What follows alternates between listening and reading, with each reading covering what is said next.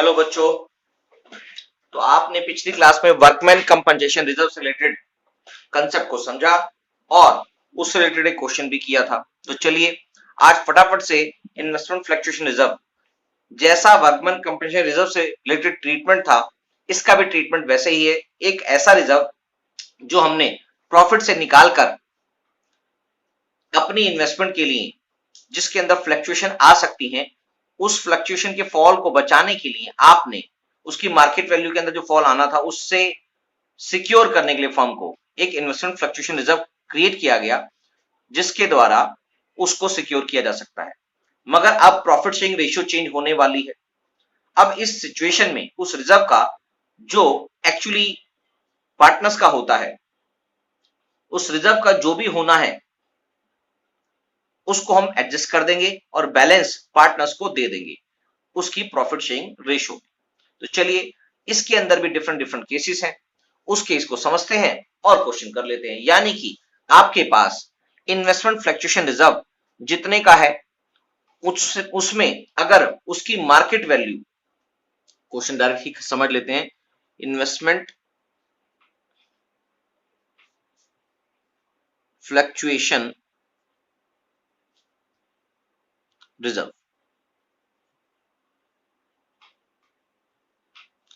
Investment fluctuation reserve की बात कर रहे हैं हम। तो इस रिजर्व के अंदर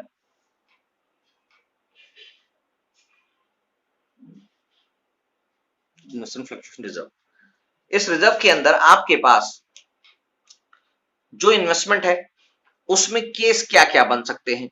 केस बन सकता है कि इन्वेस्टमेंट की बुक वैल्यू, पूरे लिख देता हूं, इन्वेस्टमेंट की जो बुक वैल्यू है, बुक वैल्यू मतलब जो आपकी बैलेंस शीट में दिखाई दे रही है, और उसकी मार्केट वैल्यू, और उसकी मार्केट वैल्यू यानी कि उसकी करंट वैल्यू जो है, जिस टाइम चेंज इन पीएसआर हो रही है उस समय की मार्केट वैल्यू जो है वो दोनों इक्वल हो सकती हैं।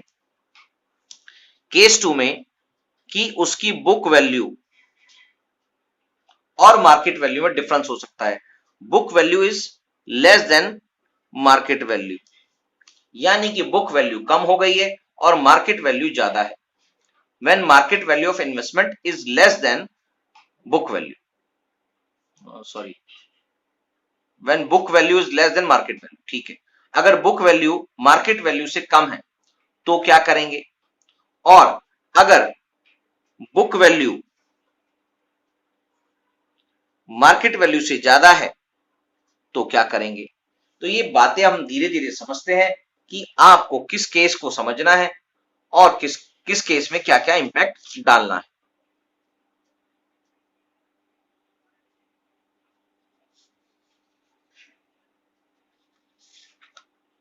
तो चलिए सबसे पहले बात करते हैं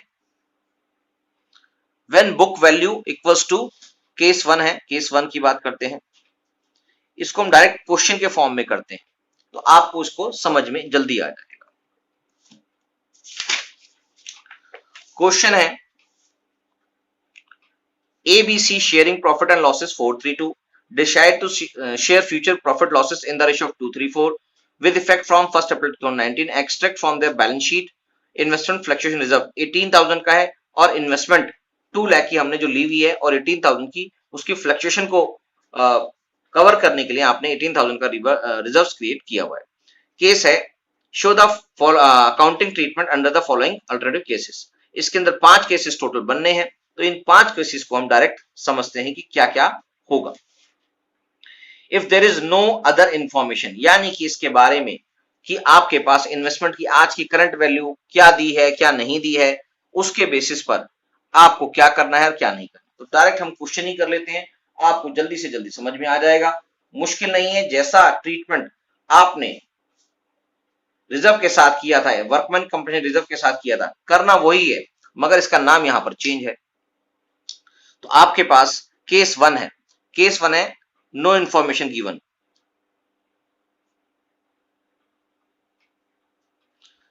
नो इंफॉर्मेशन गिवन का मतलब होता है कि आपके पास जो भी क्वेश्चन है उस क्वेश्चन के अंदर मार्केट वैल्यू से रिलेटेड कोई भी इंफॉर्मेशन नहीं दी हुई, इन्वेस्टमेंट दी हुई है और इन्वेस्टमेंट फ्लक्चुएशन रिजर्व दिया हुआ है, बस। तो इसका मतलब जितना भी इन्वेस्टमेंट फ्लक्चुएशन रिजर्व है इन्वेस्टमेंट फ्लक्चुएशन रिजर्व, मैं IFR लिख रहा हूं, आपको पूरा लिखना है।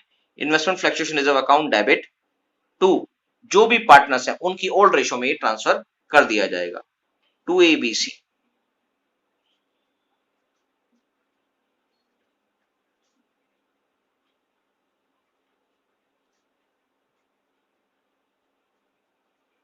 ए capital account, B capital account, C capital account. IFR investment fluctuation reserve हमारे पास अवेलेबल है 18,000 और इनकी ओल्ड PSR है 432 यानी कि टोटल है 9। तो आपके पास 18,000 multiply by 4 divided by 9, 8,000। 18,000 multiply by 4, 3 by 9, 6,000। 18,000 multiply by 2 by 9, 4,000। तो ये हमारा 18,000 रुपीज कंप्लीट बट गया। यानी कि इससे रिलेटेड कोई भी क्लेम, यानी कि कोई भी क्लेम की मतलब यहां पर कोई भी फ्लक्चुएशन के लिए अवेलेबिलिटी ऑफ डाटा नहीं था, मार्केट रेट नहीं था, तो सारा का सारा पैसा आपने ट्रांसफर कर दिया कैपिटल अकाउंट के अंदर in their old profit sharing ratio. Case 1 ये ही कंप्लीट हो जाता है। बीइंग ये नरेशन आप लिख लेंगे। केस 2 की बात करेंगे। केस 2 में लिखा है if the market value of investment is ₹2 lakh, market value भी 2 लाख है और इन्वेस्टमेंट अमाउंट भी 2 लाख है, यानी कि बुक वैल्यू भी 2 लाख है और मार्केट वैल्यू भी 2 लाख है। तो इस केस में भी इन्वेस्टमेंट फ्लक्चुएशन रिजर्व यूज नहीं हुआ, तो सेकंड केस में भी सेम एंट्री ही हो जाएगी। तो again IFR account debit, investment fluctuation reserve account debit to A's capital account, to B's capital account और to C's capital account. 18,000 available है, इसको हमने पहले से ही निकाल रखा है, पिछले केस में भी सेम ही यही होना है, तो हम इसको अंदर सेम लिख देते हैं। ठीक है सर, अब हमें ये समझ में आ गई है। तो चलिए अब इससे रिलेटेड आगे के जो केसेस हैं वो भी कर देते हैं।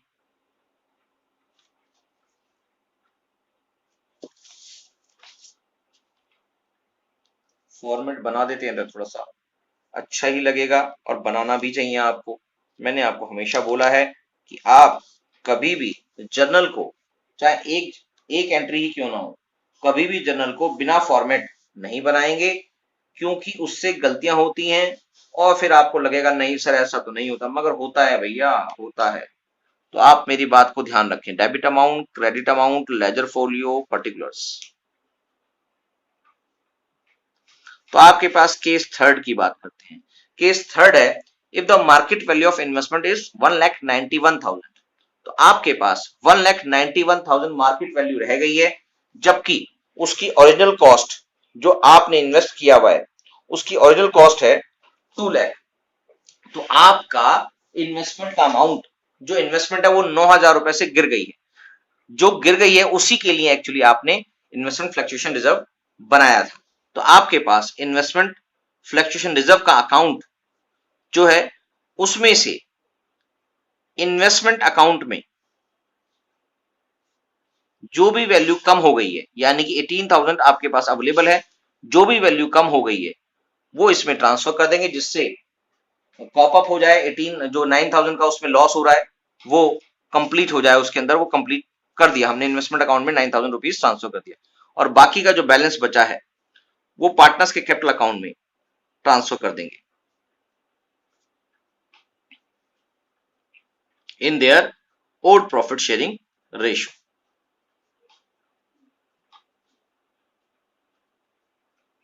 तो बच्चे 9,000 के आपने ट्रांसफर करने हैं। 9,000 multiply by 4 by 9, 4,000, 9,000 multiply by 3 by 9, तो 4,000, 3,000 और 2,000। सिंपल सा था, हमने यूं ही कैलकुलेटर यूज किया, जरूरत नहीं थी। तो यहां पर 9,000 को हमने ट्रांसफर कर दिया, तो बचा कुछ नहीं है, केस थर्ड भी कंप्लीट हो गया। ठीक है सर, अब आपके पास फोर्थ केस है। फोर्थ केस में आपके पास if market value of investment is 2,18,000, यानी कि मार्केट वैल्यू करंट में 2 लाख की वैल्यू है, जो इन्वेस्टमेंट अमाउंट है वो 2 लाख है, और जो मार्केट वैल्यू है वो बढ़कर 2,18,000 हो जाता है। तो इससे फर्म को प्रॉफिट हो जाता है, और इस प्रॉफिट को भी हम कंसीडर करेंगे और पार्टनर्स के अंदर बांट देंगे। ठीक है सर, तो अब करेंगे कैसे? करेंगे ऐसे, आपके पास इन्वेस्टमेंट फ्लक्चुएशन रिजर्व का अमाउंट 18,000 ऑलरेडी है, तो उसका कोई यूज तो हुआ नहीं, क्योंकि इन्वेस्टमेंट गिरी नहीं है, उल्टा बढ़ गई है। हमने जिस पर्पस के लिए इन्वेस्टमेंट फ्लक्चुएशन रिजर्व क्रिएट किया था वो हमारा यूज ही नहीं हुआ। तो investment fluctuation reserve account debit to A's capital account to B's capital account to C's capital account, इन तीनों को जो अवेलेबिलिटी थी हमारे पास इन्वेस्टमेंट फ्लक्चुएशन रिजर्व की, वो बांट दिया जाएगा। तो हमने इसको बांट दिया था, अमाउंट 18,000 को हमने बांटा था, चार्ट ये हो गया 8,000, इसको डबल कर दो 6,000 और 4,000, 18,000 रुपीज हमारा इस तरह से बढ़ गया था। तो आज भी, अब भी ये जो हमारा इन्वेस्टमेंट फ्लक्चुएशन रिजर्व है वो कहीं पर भी यूज नहीं हुआ है, तो इसलिए उस सारे अमाउंट को आप एग्जैक्टली सभी पार्टनर्स के अंदर उनकी ओल्ड प्रॉफिट शेयरिंग रेशियो के अंदर डिवाइड कर देंगे। अब जो 18,000 रुपीज से इन्वेस्टमेंट बढ़ा है उसका इंपैक्ट भी आप डालेंगे। तो अभी पिछली क्लास में भी आपको समझाया था कि अगर प्रॉफिट, हमारे को वर्कमैन कंपनसेशन रिजर्व का क्वेश्चन करते वक्त जो हमें लॉस हुआ था उसको आपने ट्रांसफर किया था रिवोल्यूशन अकाउंट में। तो यहां पर भी आपके केस फिफ्थ के अंदर, जो सॉरी फोर्थ केस चल रहा है, जो फोर्थ केस में आपके पास जो 18,000 रुपए का प्रॉफिट होगा उसको भी आप रिवोल्यूशन अकाउंट के थ्रू ट्रांसफर कर देंगे और फिर पार्टनर्स को बांट देंगे। तो आपके पास इन्वेस्टमेंट क्योंकि डेबिट होता है, तो इन्वेस्टमेंट अकाउंट अगर मैं डेबिट और कर दूंगा तो इसका मतलब इन्वेस्टमेंट 18,000 रुपए से बढ़ जाएगी। किससे? रिवोल्यूशन अकाउंट के थ्रू दिखाना पड़ेगा। ये रिवोल्यूशन अकाउंट के बारे में आपको बाद में डिटेल में समझ में आ जाएगा जब हम रिवोल्यूशन अकाउंट क्रिएट करेंगे। तो इन्वेस्टमेंट अकाउंट में 18,000 रुपीज बढ़ गया और इसको हमने रिवोल्यूशन अकाउंट के अंदर ट्रांसफर कर दिया, और इस रिवोल्यूशन अकाउंट का जो प्रॉफिट है वो बढ़ जाएगा। तो आपके पास revolution account debit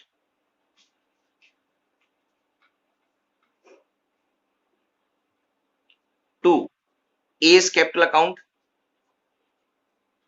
to B's capital account to C's capital account, यानी कि 18,000 रुपीज का जो प्रॉफिट है वो पार्टनर्स में और जाएगा। ये रिजर्व तो अलग से बट ही गया और ये भी जाएगा, तो हमारा अमाउंट सेम है, तो हम इसको सेम ही रेशियो में डाल देंगे, 8,000, 6,000 और 4,000 ओल्ड प्रॉफिट शेयरिंग रेशियो में इसको डिवाइड कर दिया जाएगा।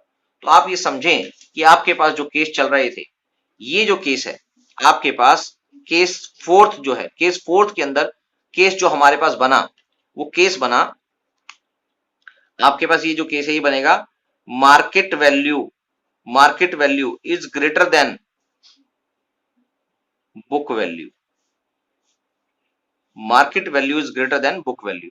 और जो ये केस था इसके अंदर आपके पास मार्केट वैल्यू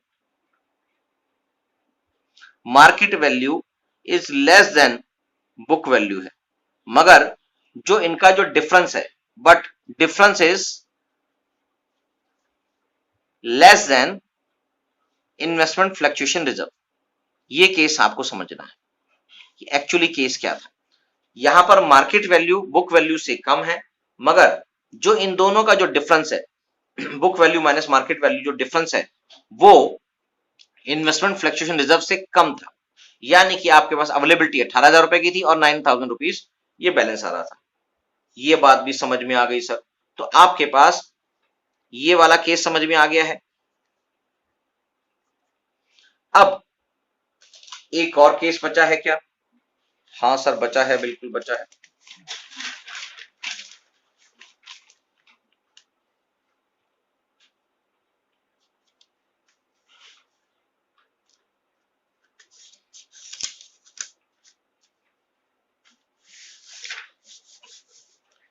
तो नेक्स्ट केस है आपके पास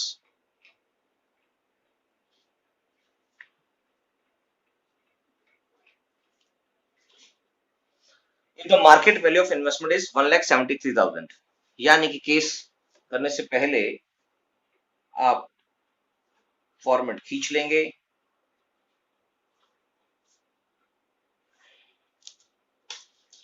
केस जो है आपके पास वो बचा है when market value is less than book value, but difference जो डिफरेंस है is greater then investment fluctuation reserve. पहले जो डिफरेंस था वो कम था, अब डिफरेंस ज्यादा है, यानी कि आपको मार्केट की वैल्यू इतनी ज्यादा घट गई कि आपके पास अवेलेबल इन्वेस्टमेंट फ्लक्चुएशन रिजर्व था वो भी आपके पास कम पड़ गया। तो केस फिफ्थ में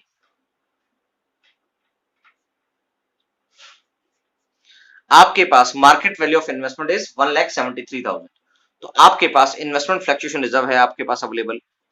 इन्वेस्टमेंट, चलो अब पूरा लिख देता हूं, अब लिख दिया तो फ्लक्चुएशन रिजर्व के रूप में आपके पास पैसा था, इस पैसे को आपने ट्रांसफर कर दिया इन्वेस्टमेंट में, और ये जो पैसा था 18,000 था, जबकि इन्वेस्टमेंट आपकी घट गई 27,000 से। तो क्योंकि आपकी जो इन्वेस्टमेंट है वो 1,73,000 रह गई जो 2 लाख की थी, तो आपके पास 27,000 रुपीज से इन्वेस्टमेंट घट गई, और जो ये लॉस है ये आप पूरा करेंगे रीवैल्यूएशन अकाउंट से। रीवैल्यूएशन अकाउंट से, तो रीवैल्यूएशन अकाउंट के अंदर आपके पास 9,000 रुपीज और डेबिट कर दिए जाएंगे, और इस लॉस को पार्टनर्स अपनी profit sharing ratio, old profit sharing ratio में डिवाइड कर लेंगे। तो finally A capital account debit, B capital account debit, C capital account debit, इन तीनों को डेबिट कर दिया जाएगा ये जो लॉस आ रहा है रिवैल्यूएशन का, और रिवैल्यूएशन अकाउंट को खत्म कर दिया जाएगा क्रेडिट करके रिवैल्यूएशन अकाउंट। तो ये हमारे पास 9,000 रुपीज का लॉस है जिसको हमने बांटना है, वही 9,000 को 4,432 में बांटना है, 432, ये बढ़ गया। सिंपल सी कैलकुलेशन है, तो फटाफट से क्वेश्चन हो भी गया है। तो इस क्वेश्चन को हम दोबारा से देख लेते हैं कि क्या क्या हुआ है। तो हमारे पास सबसे पहले इन्वेस्टमेंट फ्लक्चुएशन रिजर्व से जो जुड़ा हुआ है बातें, तो ये समझ लेते हैं कि आपके पास पहला केस था कि आपके पास कोई भी इंफॉर्मेशन नहीं दी थी, इसका मतलब इन्वेस्टमेंट फ्लक्चुएशन रिजर्व आपके पास सारा का सारा पार्टनर्स को ट्रांसफर कर दिया जाएगा। ठीक है सर, ये बातें हमें समझ में आ गई थी कि हमारे पास इन्वेस्टमेंट फ्लक्चुएशन रिजर्व से जुड़ी हुई जो बातें थी उसके लिए कोई भी बातें नहीं बताई गई थी कि मार्केट वैल्यू क्या रह गई है करंट में, तो इसका मतलब सारा का सारा इन्वेस्टमेंट फ्लक्चुएशन रिजर्व जो है वो पार्टनर्स को दे दिया गया। दूसरा केस था कि आपके पास इन्वेस्टमेंट फ्लक्चुएशन रिजर्व के लिए स्पेशल लिखा हुआ था कि देयर इज मार्केट वैल्यू दे रखा है ₹2 लाख, यानी कि मार्केट वैल्यू और बुक वैल्यू में कोई भी चेंज नहीं था, तो इसके लिए भी इन्वेस्टमेंट फ्लक्चुएशन रिजर्व पूरा का पूरा ट्रांसफर कर दिया जाए। केस थर्ड में हमने पढ़ा था कि मार्केट वैल्यू और बुक वैल्यू में डिफरेंस आ गया है, इसका मतलब मार्केट वैल्यू बुक वैल्यू से कम हो गई है, इसका मतलब इन्वेस्टमेंट फ्लक्चुएशन रिजर्व यूज होगा, और वो अमाउंट था 9,000 से।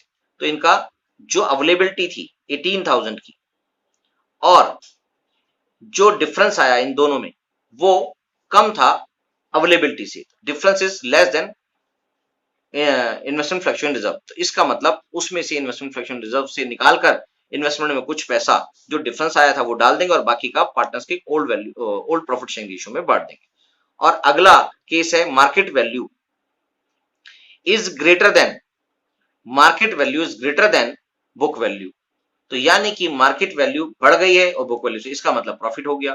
तो इस केस में आपके पास इन्वेस्टमेंट फ्लक्चुएशन रिजर्व का कोई रोल नहीं है, कोई काम नहीं है, तो इसको पार्टनर्स में बांट देंगे, और जो इन्वेस्टमेंट के बढ़ने से जो प्रॉफिट आया है उसको भी आप कंसीडर करेंगे और रिवॉल्यूशन अकाउंट के थ्रू पार्टनर्स के अकाउंट में ट्रांसफर कर देंगे इनके ओल्ड प्रॉफिट शेयरिंग रेशियो। ठीक है सर, और लास्ट केस जो था वहां पर मार्केट वैल्यू जो है वो गिर गई है, बुक वैल्यू से, मगर जो डिफरेंस है वो अवेलेबल इन्वेस्टमेंट फ्लक्चुएशन रिजर्व से ज्यादा है, तो आपके पास जो एक्सेस अमाउंट, जो ज्यादा डिफरेंस आ रहा है, उसको भी आप पार्टनर्स के कैपिटल अकाउंट के अंदर डेबिट करेंगे, यानी कि उनसे लॉस लेंगे। तो इस लॉस को पहले रिवोल्यूशन अकाउंट के थ्रू डेबिट करेंगे और रिवोल्यूशन अकाउंट के लॉस को पार्टनर्स के कैपिटल अकाउंट में डेबिट फाइनली कर दें। तो इस तरह से ये सारे केसेस इन्वेस्टमेंट फ्लक्चुएशन रिजर्व से रिलेटेड खत्म हो जाते हैं। तो आगे के एडजस्टमेंट को हम समझेंगे। ये वाला चैप्टर हो गया तो समझो एडमिशन का आधा चैप्टर खत्म।